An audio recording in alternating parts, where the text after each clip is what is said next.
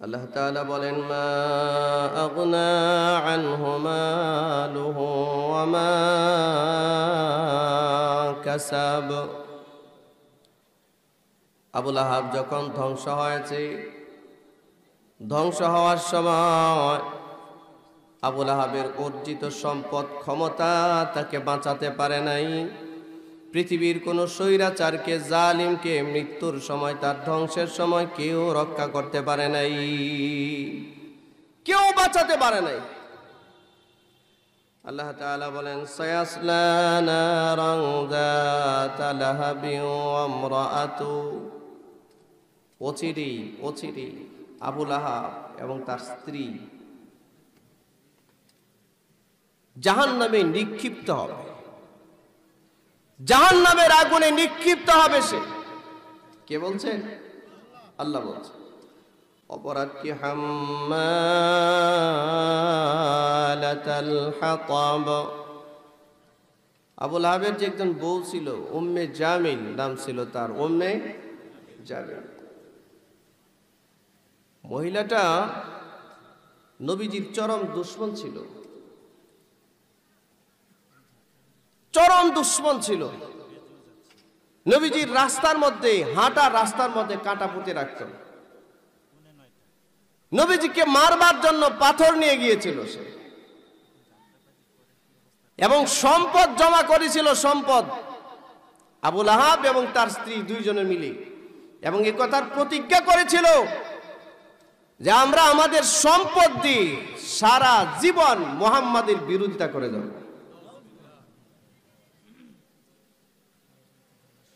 সমালোচনা করে বেড়াতো, সমালোচনা,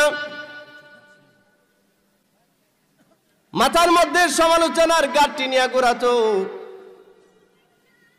এক জাতের গীবতকারী মানুষ সমাজে আছে না? এক জাতের মহিলা দেখবেন এই বাড়ির কথা ওই বাড়িতে গিয়ে বলে, ওই বাড়ির কথা ওই বাড়িতে গিয়ে বলে, এর কথা তার কাছে, তার কথা তার কাছে, বলে কিনা?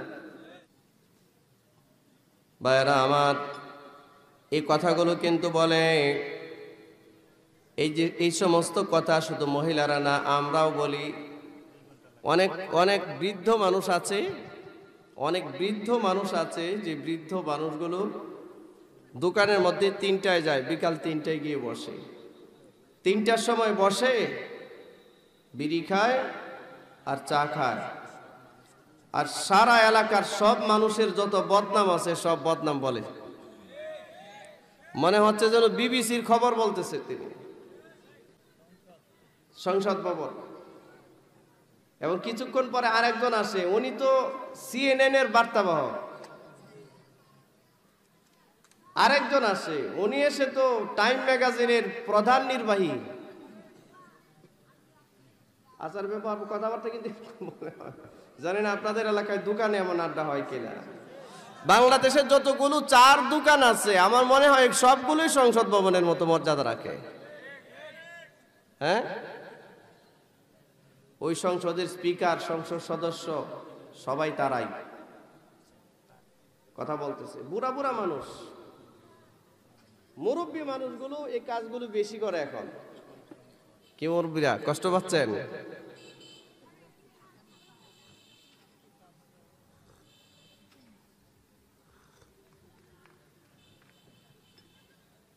একজন মুরব্বী লোক যদি কাজ করে, জীবনের হিসাবটা মিলাবে কখন সে?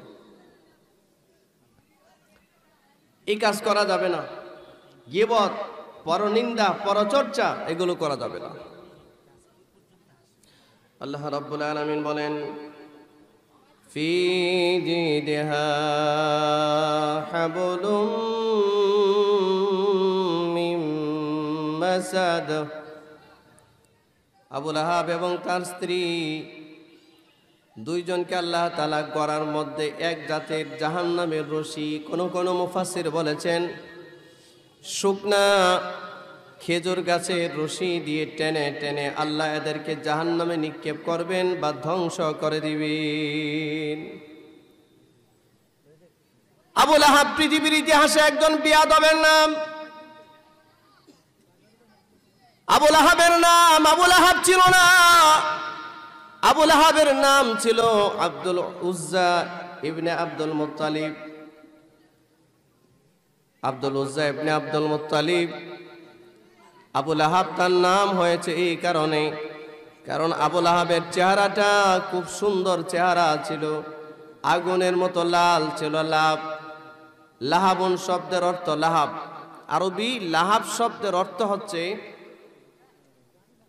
আগুন জ্বালালে পরে আপনার ওই আগুনের উপরে দেখবেন এক জাতের অগ্নিস্ফুলিঙ্গ বের হয় না? এটাই এলাকায় কি বলে, ছোট ছোট আগুনের একেবারে উপরে যে অগ্নিস্ফুলিঙ্গের মতো, কোথাও ফুরুঙ্গি বলে, কোথাও ফুলকি বলে। আপনাদের এলাকায় কি বলে? ফুলকি, কি কা, উক্কা, হ্যাঁ উক্কা। আচ্ছা যাই হোক, ওই যে আগুনের যে উক্কা যে উড়ে, ফুলকি যে উড়ে উপরে, এটা কিন্তু লাল হয়, লাল লাল হয় না? আবু লাহাবের চেহারাটা এরকম আগুনের এই উক্কার মতো, এই ফুলকির মতো লাল ছিল, লাল। এই জন্য তার কুনিয়াত হয়ে গিয়েছিল লাহাব। যেমন আবু জাহেলের নাম আবু জাহেল ছিল না, কি ছিল?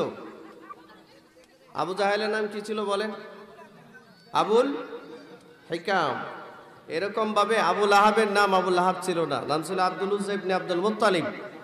কিন্তু তার চেহারাটা লাল থাকবার কারণে, সুন্দর থাকবার কারণে লাহাব কুনিয়াতে ভূষিত হয়েছিল সে।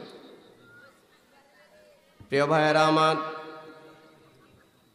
এই আবু লাহাবের মতো দুরাচার বিশ্বনবীর সাথে সর্বপ্রথম বিয়াদবি করেছে, সর্বপ্রথম বিয়াদবি আল্লাহর হাবিব সাল্লাল্লাহু আলাইহি ওয়াসাল্লাম সর্বপ্রথম যখন দুনিয়াতে আসছে, নবীজির জন্মের সংবাদ শুনে আবু লাহাব বড় খুশি হয়েছিল, অনেক খুশি, খুব খুশি। খুশির বহির প্রকাশের জন্যে তার অত্যন্ত মহব্বতের এবং খুব কৃতজ্ঞতা সম্পন্ন বাদী সুয়াইবাকে আবু লাহাব আজাদ করে দিয়েছিল, মুক্ত করে দিয়েছিল। এই আবু লাহাব বিশ্বনবী সাল্লাল্লাহু আলাইহি ওয়াসাল্লামকে সর্বপ্রথম কষ্ট দিয়েছে, সর্বপ্রথম নবীজির সাথে বিয়াদবি করেছিল আবু লাহাব, এর আগে কেউ করে নাই। এই আয়াতের তাফসীরের মধ্যে শানে নুজুলের মধ্যে আসছে রাসূলুল্লাহ সাল্লাল্লাহু আলাইহি ওয়াসাল্লাম নবুয়ত প্রাপ্ত হলেন, আল্লাহর পক্ষ থেকে আদেশ আসলো, আপনি মানুষকে আমার তাওহীদের দাওয়াত দেন। নবীজি যখনই তাওহীদের দাওয়াত দিবেন আর দিলেন, ঠিক এই মুহূর্তটায় আবু লাহাব সহ মক্কার কাফেররা সবাই রাসূলের বিরোধিতায় লিপ্ত হয়ে গেল। সূরাতুশ শুআরার এক আয়াত নাযিল করলেন আল্লাহ রাব্বুল আলামিন বলেন, وأنذر عشيرتك الأقربين।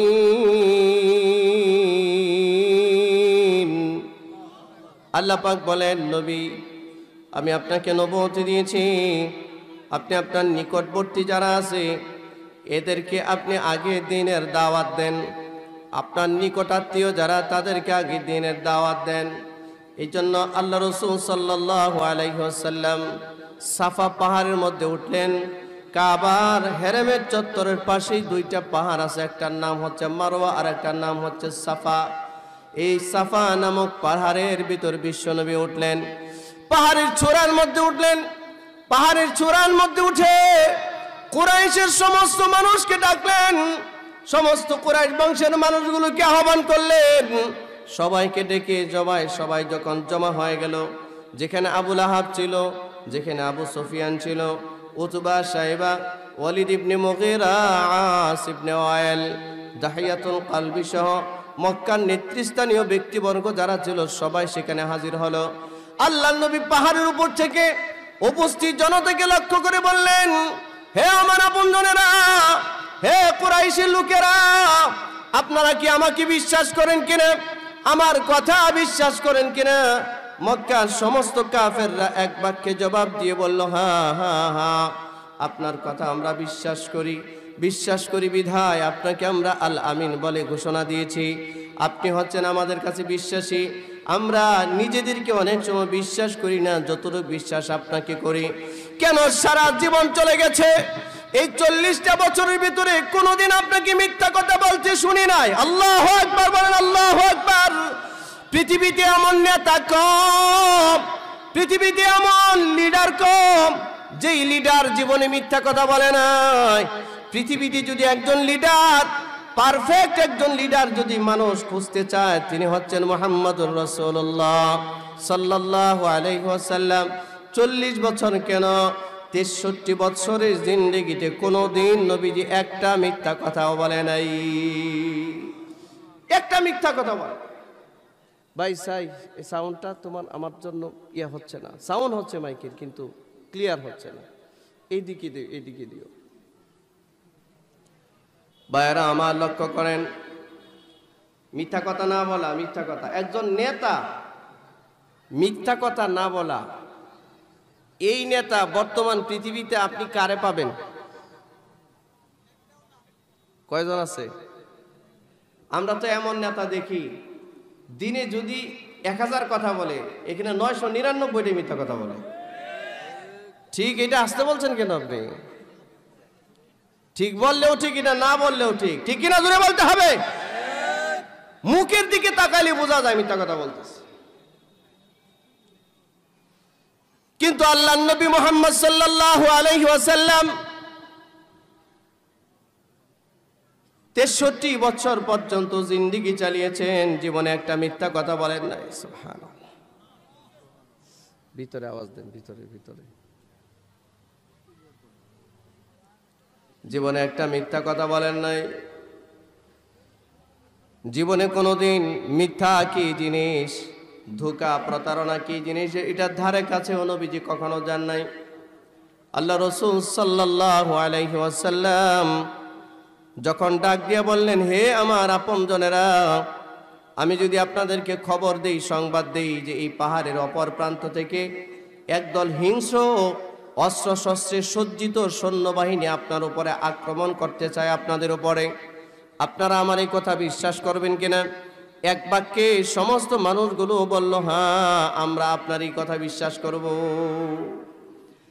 এবার বিশ্বনবী মুহাম্মদুর রাসূলুল্লাহ সাল্লাল্লাহু আলাইহি ওয়াসাল্লাম বললেন, আমার এই কথা যদি বিশ্বাস করে থাকেন, তাহলে আপনাদেরকে এমন এক জাহান্নামের ভীতি প্রদর্শন আমি করছি, এমন এক কবরের আযাব, হাসরের আযাব, মিজানের আযাব, ফুলসিরাতের আযাব, জাহান্নামের আযাবের ভয় প্রদর্শন করছি, যে আপনারা যদি দুনিয়াতে তাওহীদের উপরে না আসেন, আল্লাহর উপরে ঈমান না আনেন, এক আল্লাহর ইবাদত যদি না করেন, তাহলে চিরস্থায়ী জাহান্নামে হওয়া লাগবে। যেই মাত্র নবীজি তাওহীদের কথা বললেন, রিসালাতের কথা বললেন, আখিরাতের কথা বললেন, আবু লাহাব, উতবা, শাইবা, আবু জাহেল, ওয়ালিদ ইবনে মুগীরা, আস ইবনে ওয়াইল সহ যারা ছিল সবাই মাথা নত করে দিছে। খেয়াল করেন, সবাই মাথা নত করে দিছে। একজন মাত্র মানুষ মাথা উঁচু করে রাখছে, এর নাম হচ্ছে পৃথিবীর ইতিহাসে সবচেয়ে চূড়ান্ত বেয়াদব আবু লাহাব। আবু লাহাব রাসূলের দিকে তাকায় বলে, মুহাম্মদ তাব্বাল্লাক আলিহাদা জামাতানা, তুমি ধ্বংস হও, ধ্বংস হও, তুমি এইরকম বাজে কথা বলবার জন্য আমাদের কি এক করেছ? তাওহীদের দাওয়াত, কালিমার দাওয়াতটা কি বাজে কথা? হ্যাঁ, ওমান আহসানু কাওলাম মিম্মান দাআ ইলাল্লাহ, আল্লাহর দিকে, আল্লাহর তাওহীদের দিকে যারা পৃথিবীতে মানুষকে ডাকে, এর চেয়ে উত্তম আর দামি কথা পৃথিবীতে আর হতে পারে না, ঠিক কি না? কিন্তু এই বিয়াদব, চূড়ান্ত বিয়াদব।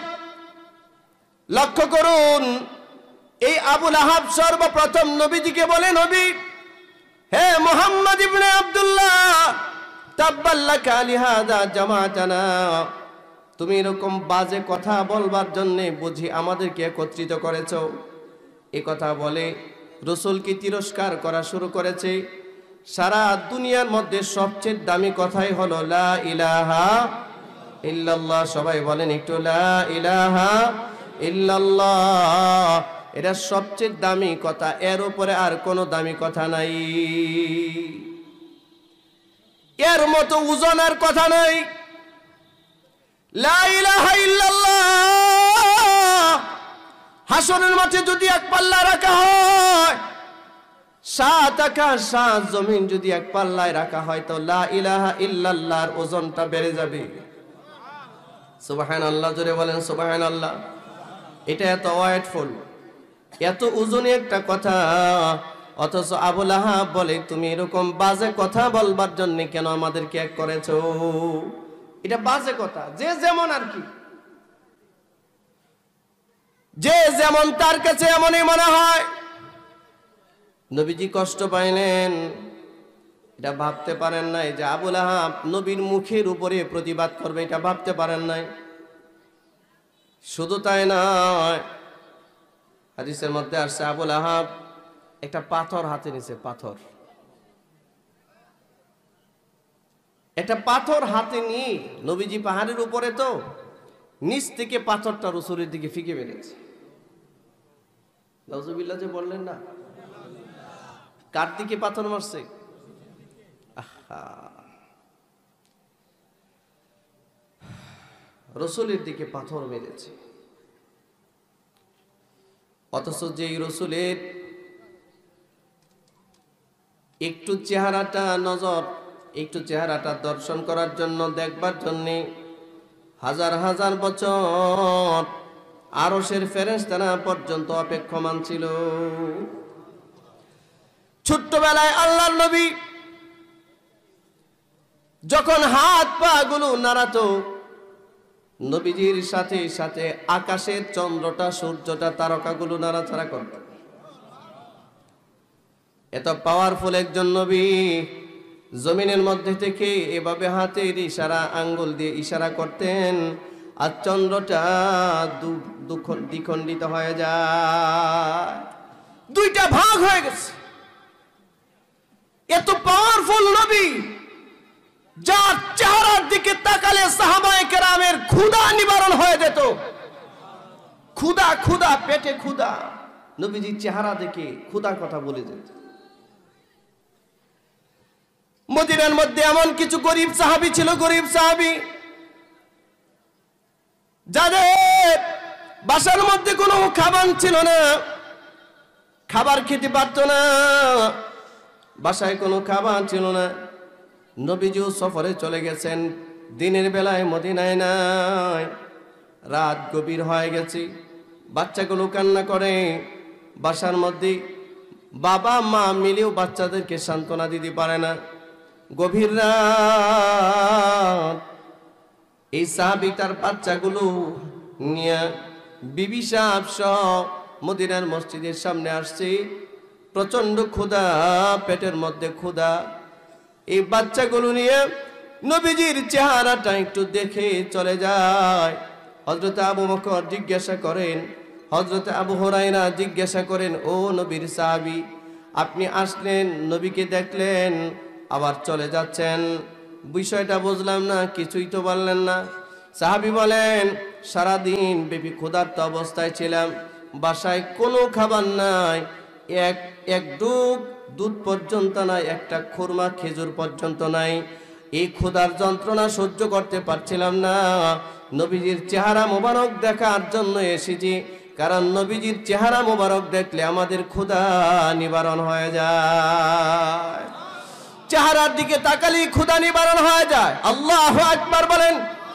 এমন একটা পবিত্র দেহ, এমন একটা পবিত্র চেহারার দিকে আবু লাহাব পাথর মেরে দিয়েছে, আর বলে, মুহাম্মদ তুমি ধ্বংস হয়ে যাও। আল্লাহ তাআলা আয়াত নাযিল করে বললেন, না না না, আমার নবী ধ্বংস হবে না, আমার রাসূল ধ্বংস হবে না, ধ্বংস তো আবু লাহাব হবে। তাব্বাত ইয়াদা আবি লাহাবিন ওয়া তাব ধ্বংস হয়ে গেছে আবুল আহাবের 2 হাত, ধ্বংস হয়ে গেছে আবুল আহাব নিজেও বরবাদ হয়ে গেছে। আবুল আহাব ধ্বংস হয়েছে না? চূড়ান্ত ধ্বংস, চূড়ান্ত জাহান্নাম। অথচ নবীজিকে এতটা রেসপেক্ট করতো আবুল আহাব, রাসূলুল্লাহ সাল্লাল্লাহু আলাইহি ওয়াসাল্লামের জন্মের সংবাদটা তার বাঁধি আবুল আহাবকে যখন শুনিয়েছিল, খুশি হয়ে তার বাঁধিকে তিনি আজাদ করে দিয়েছিলেন এবং বলেছিলেন, যাও, তোমাকে আমি মুক্ত করে দিলাম, তোমাকে আমি আজাদ করে দিলাম, চলে যাও, তুমি যাও, আমার ভাতিজার খেদমত করো, কারণ আমার ভাতিজার বাবা নাই। এই জন্য সুয়াইবা নবীজির কাছে গিয়েছিলেন, নবীজিকে দুধ পান করিয়েছেন সর্বপ্রথম সুয়াইবা। দুধ মা হিসেবে আমরা জানি হযরতে হালিমাতুস সাদিয়া রাদিয়াল্লাহু তাআলা আনহাকে, তিনিও দুধ মা ছিলেন, তবে প্রথম দুধ মা নয়, প্রথম দুধ মা ছিলেন হযরতে সুয়াইবা, যিনি নবীজিকে দুধ পান করিয়েছিলেন। সুয়াইবা রাসূলুল্লাহর খেদমত করেছেন। প্রিয় ভাইরা আমার, আল্লাহ রাসূল সাল্লাল্লাহু আলাইহি ওয়াসাল্লামের দিকে পাথর নিক্ষেপ করলেন, নবীজির কলিজাটা ভেঙে গেছে, রাসূল কষ্ট পাইলেন। ওইখানে কিন্তু আবু জাহেল উপস্থিত ছিল, ওইখানে কিন্তু ওলীদ ইবনে মুগীরা উপস্থিত ছিল, ওইখানে আবু সুফিয়ান উপস্থিত ছিল, আস ইবনে ওয়াইল উপস্থিত ছিল, মক্কার গুরুত্বপূর্ণ নেতৃস্থানীয় ব্যক্তিবর্গ উপস্থিত ছিল। কিন্তু কেউ এই ধরনের বিয়াদবি করে নাই, তারা রাসূলের কথা মানে নাই, কিন্তু নবীর মুখের উপরে মুখ রেখে কথা বলার সাহস কেউ পায় নাই। আর এই দুরাচার পিশাচ আবুল আহাব নবীর মুখের উপরে যেমন নবীকে অপমান করেছে, ঠিক রাসূলের চেহারার দিকে পাথর মেরে দিয়েছে। কষ্ট পেয়েছেন, আল্লাহ সিদ্ধান্ত নিয়েছেন, আমার নবীর গায়ে যে প্রথম পাথর মারলো, আমি তাকে অপমান করে পৃথিবী থেকে বিদায় করব। এবং এই ইতিহাসটা আমি কোরআনের মধ্যে উঠিয়ে দিব। কিয়ামত পর্যন্ত পৃথিবীর ঈমানদাররা আসবে আর আবুল আহাবের পরিণতি সম্পর্কে জানবে এবং মানুষকে জানাবে। এই যে আজকে আমরা জানতেছি এবং জানাইতেছি, ঘটনা ঘটেছে আজ থেকে 1450 বছর আগে। আজকে আমরা এই কথাগুলো আপনাদের সামনে আলোচনা করতেছি। আবুল আহাব চূড়ান্তভাবে বিয়াদব হওয়ার কারণে আল্লাহ পাক তার কপাল থেকে হেদায়েতের নূর উঠিয়ে দিয়েছে। হেদায়েত নাই, রাসূলের চাচা, ব্লাড কানেকশন আছে, নবীজির সাথে রক্তের সম্পর্ক আছে, কিন্তু সম্পর্ক থাকবার পরেও রাসূলুল্লাহ সাল্লাল্লাহু আলাইহি ওয়াসাল্লামের সাথে বিয়াদবি করবার কারণে আল্লাহ তাআলা হেদায়েতের নূর তার কপাল থেকে কেটে দিয়েছেন। বিয়াদব কখনো হেদায়েত প্রাপ্ত হয় না, মনে রাখেন এই কথাটা। এটা একটা সিম্পল থিম, যে বিয়াদব হয়, বিয়াদব বিনয়ী হয় না, বিয়াদব হয়। বিয়াদব মৃত্যুর সময় কালিমা নিয়ে যেতে পারে না। বিয়াদব হেদায়েতের উপরে, ঈমান এবং ইয়াকিনের উপরে, তাওহীদের উপরে অটল, অনড়, অবিচল থাকতে পারে না। ভাইরা আমার, এটা হলো একটা শানে নজুল। আর একটা শানে নজুলের মধ্যে আসছি, আল্লাহর নবীর উপরে যখন আয়াত নাজিল হলো, ওয়ানজির আশীরাতাকাল আকরামিন, নবী আপনার নিকটবর্তী যারা আছে তাদেরকে আপনি দ্বীনের দাওয়াত আগে পৌঁছিয়ে দিন। হযরত আলী রাদিয়াল্লাহু তাআলা আনহুকে নবীজি ডাকালেন, ডেকে বললেন, আলী যাও, একটা ছাগল জবাই করো। ছাগল জবাই করে এই ছাগলের সামনের পাটা আমার কাছে নিয়ে আসো, আর 100 পরিমাণ গম পিষে আটা বানাও। 100 গম বর্তমান বাজারে 350 ওজন হয়। 350 কয় সের? 350 আটার রুটি বানাও, আর 1 পেয়ালা দুধ নিয়ে আসো। কয়টা জিনিসের কথা বললেন? 1 নাম্বার হলো একটা ছাগলের পা নিয়ে আসো। 2 নাম্বার হলো 350 এই আটা তৈরি করো, 350 গম পিষে আটা বানাও। 3 নাম্বার 1 পেয়ালা দুধ নিয়ে আসো। তারপরে মক্কার আমার আপনজন যারা আছে, আমার বংশের যারা আছে, বনি হাশিমের যারা আছে, কুরাইশের লোকেরা যারা আছে, এদেরকে গিয়ে দাওয়াত দাও। গিয়ে বলো আমি এদেরকে দাওয়াত করেছি, আমার বাড়িতে আসতে বলো। নবীজির ইচ্ছা হচ্ছে, নবীজির বড় আশা ছিল যে আমি খাবার খাওয়ানোর পরে একসাথে সবাইকে তাওহীদের দাওয়াত দিয়ে দিব। এটা ছিল নবীজির আশা। হযরত আলী রাদিয়াল্লাহু তাআলা আনহু খাবারের ব্যবস্থা করলেন। কিন্তু যখন রাসূল বলেছেন কুরাইশ বংশের সমস্ত নেতাদেরকে গিয়ে বলো, আত্মীয় স্বজন আমার যারা আছে সবাইকে গিয়ে খাবারের দাওয়াত দাও, আমার বাড়িতে নিমন্ত্রণ করো, খাওয়ার দাওয়াত দাও। হযরত আলী টেনশনে পড়লেন, এটা কিভাবে সম্ভব?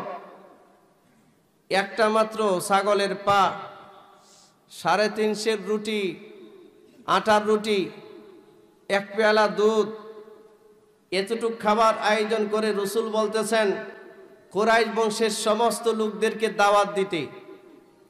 আরে এই যে খাবার এখানে তৈরি করা হয়েছে, এই খাবার তো একা আবু জাহেলেরই লাগবে, বাকি মানুষ কি? টেনশনে পড়ছে। টেনশন কার? হযরত আলীর। টেনশন কার? কোন ব্যাপারে টেনশন করে? খাবার তো কম, আর রাসূল বলছেন কুরাইশ বংশের সবাইকে দাওয়াত দিতে। আহা, দরদ। হযরত আলী চিন্তা করতেছেন, এই যে লোকগুলোর দাওয়াতের কথা রাসূল বলতেছেন, এগুলোর যদি খাবার না হয় তো নবী তো অপমানিত হবে। নবীজি বুঝতে পারলেন, হযরত আলীকে অভয় দিয়ে বললেন, আলী চিন্তা করো না, চিন্তা করো না। কি চিন্তা করো? যে রব আমাকে রিসালাত দিয়েছেন, এই রব কখনো পৃথিবীর কোনো কুফফারের সামনে, বেঈমানের সামনে, মানুষের সামনে আমাকে লাঞ্ছিত করবে না। যাও আল্লাহর উপরে তাওয়াক্কুল করে গিয়ে দাওয়াত দাও, সব আসতে বলো। তাফসীরের কিতাবের মধ্যে আসছে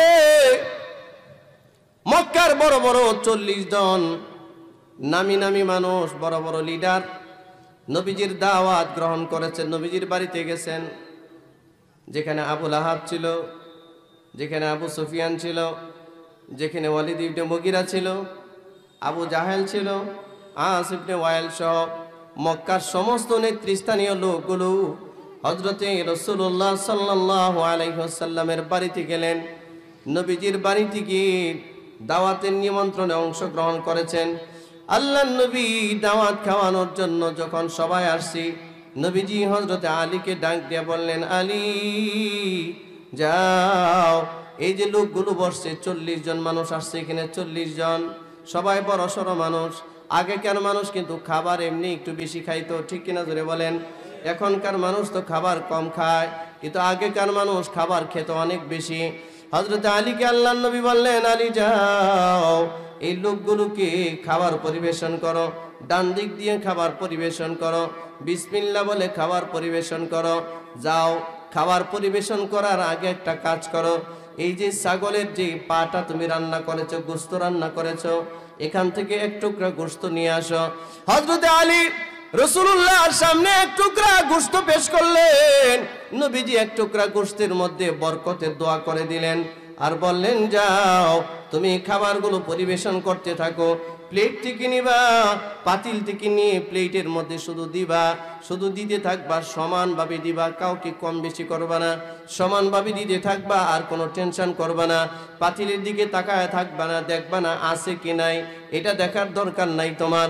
তুমি শুধু এক দিক থেকে দিতে থাকবা বিসমিল্লাহ বলে, ইনশাআল্লাহ আল্লাহ আমাকে লাঞ্ছিত করবে না। হযরত আলী রাদিয়াল্লাহু তাআলা আনহুর ইয়াকিন হয়ে গেছে, ইয়াকিন। হযরত আলীর ইয়াকিন হয়ে গেছে, এই জন্য খাবারগুলো নিয়ে ডান দিক থেকে প্লেটগুলো দেওয়া শুরু করেছে, বিসমিল্লাহ বলে খাবার শুরু করেছে। মুসলমানের কাজ বিসমিল্লাহর সহিত হবে না, বিসমিল্লাহ ছাড়া হবে। আরো জোরে বলুন, বিসমিল্লাহর সহিত হবে না, বিসমিল্লাহ ছাড়া হবে। এই যে দেখলেন না আমাদের দেশের এক পাগলা মন্ত্রী, ওই যে পাগলার কথা একটু আগে বললাম, হ্যাঁ, এই পাগলা শুরুতে একবার বলল কি, যে আমি মন্ত্রিত্বের চেয়ারে বসে বলেছিল, আমি সংসদে প্রস্তাব উত্থাপন করব, এই দেশে রাষ্ট্রধর্ম ইসলাম থাকতে পারে না। রাষ্ট্রধর্ম ইসলামের বিরুদ্ধে সর্বপ্রথম সংসদে সে বিল উত্থাপন করবে। হ্যাঁ, ও ইনশাআল্লাহ কইছে, আচ্ছা আচ্ছা, ওইটা পরে কইছে যে রাষ্ট্রধর্ম কি জানি রাষ্ট্রধর্ম থাকতে পারে না। হ্যাঁ, আমি প্রস্তাব উত্থাপন করবো ইনশাআল্লাহ। বাদ সংবিধান, আচ্ছা যাক, সংবিধান এটা ভিন্ন জিনিস, সেটা বলতে চাই না। এই দেশের মানুষ পিছনে যাইতে চায় না রে টাকলা। দেশের মানুষ এখন সামনে যাইতে চায়, তুই তো টাইনা টাইনা খালি পিছনে নিতে চাস। ৭২ ভুলে গেছে মানুষ, ভুলে গেছে। এটা পিছনে যাইতে চায় না, এটা সামনে যাইতে চায়, ঠিক না? যদি বলতি যে নতুন করে কোরআনের আইন শাসন হওয়ার একটা প্রস্তাব আমি উত্থাপন করতো, তাহলে তোর মর্যাদা আরো বেড়ে যেত, ঠিক কিনা? কি দাম্ভিকতা, অহংকার। আমি বিল উত্থাপন করব, রাষ্ট্রধর্ম ইসলাম থাকতে পারে না ইনশাআল্লাহ। আচ্ছা, এর কিছুদিন পরে আপডেট নিউজ দিল, ওই যে সরিষাবাড়িতে বলল কি বাংলাদেশের সংবিধানে বিসমিল্লাহ থাকতে পারে না। নাউজুবিল্লাহ, যে আসতে বললেন। আরে আমার মাথা ব্যথা আছে, আমি আজকে অসুস্থ, আপনারা একটু কথা বললেন। কথা বলতেছি, কষ্ট হচ্ছে আমার। আপনারা একটু হা নাটা একটু জোরে বললেন। নাউজুবিল্লাহ, যেখানে বলার দরকার একটু বললেন। বাংলাদেশের সংবিধানে বিসমিল্লাহ থাকতে পারে না। আছে কি না বিসমিল্লাহ? মিস্টার টাকলু সাহেব কোথায় গেল? হ্যাঁ, বিসমিল্লাহ আছে কিনা? এরপরে রাষ্ট্রধর্ম আছে কিনা? টাকলা সাহেব গেল কোথায়? কি আর কানাডা? কানাডা থেকে জুতা মেরা বিদায় করছে, ঠিক কিনা? আরো যে দুনিয়ার কত জুতা আর পচা ডিম যে অপেক্ষা করতেছে এর জন্য, আর বের হয় না তো, বের হয় না, বের হয় না, ঠিক না? বের হয় না। আরে একটু বের হইয়া দেখ। কে জানি একজন বলছিল না যে পাগলার ঘরে পাগলা, তুই সরিষা বাড়িতে কোনো প্রোটেকশন ছাড়া বের হইয়া দেখ, 1 কিলোমিটার জায়গা হাঁটতে পারোস কিনা, ঠিক কিনা? আজকে আমরা বলি যে কোনো প্রোটেকশন ছাড়া এমনি যে সুরতটা আছে, যেরকম যে ডিজাইনটা আছে, এই ডিজাইনটা নিয়ে একটু রাস্তায় বের হয়ে দেখেন না, দেখেন মানুষ কি করে আপনাকে, ঠিক কিনা? কি করব? বসকায় লাগবো মানে কি? মানে সেট চালাইবো। আচ্ছা আচ্ছা, দেখেন তো একটা মানুষকে এমনি সেচে, কারণে তো সেচে না, এমন কুকর্ম করছে যে মানুষ সামনে পাইলে সেচবে। বিসমিল্লাহ থাকতে পারে না। আছে কিনা বিসমিল্লাহ? মুসলমান বিসমিল্লাহ ছাড়া কোনো কাজ করতে পারে? নবীজি বলেছেন, আমাদের রসুল বলেছেন, যেই কাজের মধ্যে বিসমিল্লাহ নাই, এই কাজটা লেজ কাটার মতো হয়। ফাহুয়া আফতার ওয়া আফতার, এটা লেজ কাটার মতো হয়, বরকত থাকে না। আর যেই কাজের মধ্যে বিসমিল্লাহ আছে, বরকত দেয় কে? একটা খাবার খাচ্ছেন, খাবার অল্প খাবার, বেশি খাওয়ার দরকার নাই, বিসমিল্লাহ বলে খাবার খাবেন, খাবারে বরকত দিবে কে? মুসলমান বিসমিল্লাহ ছাড়া চলতে পারে না। মুসলমান যখন 1 গ্লাস পানি পান করে, বিসমিল্লাহ লাগবে কিনা? মাথা নাড়ালে হবে না, কথা বলতে হবে। বিসমিল্লাহ লাগবে কিনা? আচ্ছা, পানি পান করলে বিসমিল্লাহ লাগে কিনা? হ্যাঁ, দুধ পান করলে বিসমিল্লাহ লাগে কিনা? মদ পান করলে বিসমিল্লাহ লাগে কিনা? লাগে। হ্যাঁ, আমি চিন্তা করে দেখলাম, কি রে, এর নাম তো মুরাদ। মুরাদ বিসমিল্লাহর বিরুদ্ধে কথা বলে কেন? কারণ কি, তো মুসলমান, নাম তো মুসলমানের, ঠিক না? পরে চিন্তা করে দেখলাম, না, মুসলমান হইলে হোক, সমস্যা কি? কিন্তু এর সম্পর্ক তো সম্ভবত মদের সাথে বেশি, ঠিক কিনা? বিসমিল্লাহ লাগে না হারাম কাজে, হালাল যত কাজ, বৈধ যত কাজ পৃথিবীতে আছে, মুসলমানের জন্য বিসমিল্লাহ ছাড়া এই কাজ হতে পারে না। চিন্তা করলাম, মদের সাথে যার সম্পর্ক বেশি, বিসমিল্লাহর সাথে তার সম্পর্ক কম।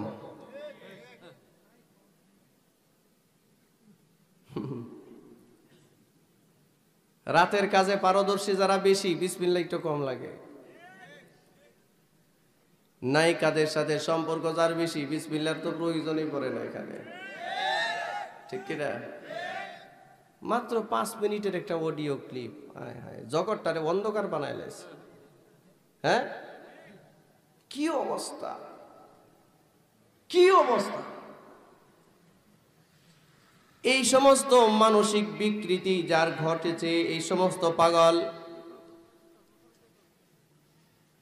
ইসলামের বিরুদ্ধে কথা বলে, আজকে নিজেকে ধ্বংসের দিকে নিয়ে গেছে। নবীজি বললেন, আলী যাও, বিসমিল্লাহ বলে খাবার পরিবেশন করো। এই জন্য আমরা যখন পানি পান করব কি বলবো? আমরা যখন ঘুমাবো কি বলবো? এই যে কথা বলে না।